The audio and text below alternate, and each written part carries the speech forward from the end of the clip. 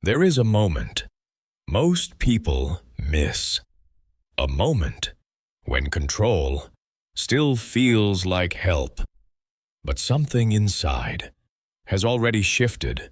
Nothing is wrong yet, but the system is no longer moving the same way.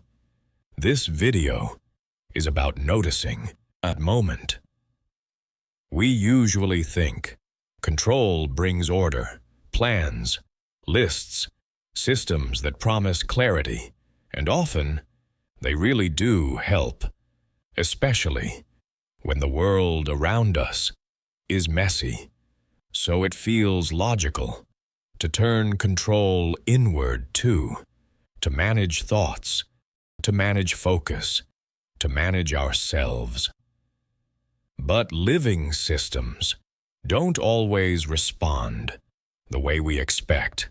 Sometimes more control doesn't reduce uncertainty. It quietly adds to it, not outside, inside. When control is aimed at the environment, it can stabilize things, schedules, boundaries, structure. But when control turns inward toward thoughts, sensations, impulses, the system starts watching itself, not moving, checking. Something subtle has shifted in how neuroscience talks about control, not loudly, not as a revolution, more like a quiet correction. Researchers began to notice that when the brain tries too hard to control itself, clarity doesn't increase. Noise does, not because something is broken, but because the system is checking too much. This doesn't start with anxiety or confusion. It starts earlier. You still know what to do, but you begin to do it a little too carefully. The tempo slows. The rhythm feels off. Each step gets checked one extra time. That's the first sign. At this stage, it doesn't feel bad. It can look like focus, like being responsible, like staying on top of things. But inside, the system is working harder just to stay still. Signals overlap. Nothing quite settles. It's not anxiety, not exhaustion.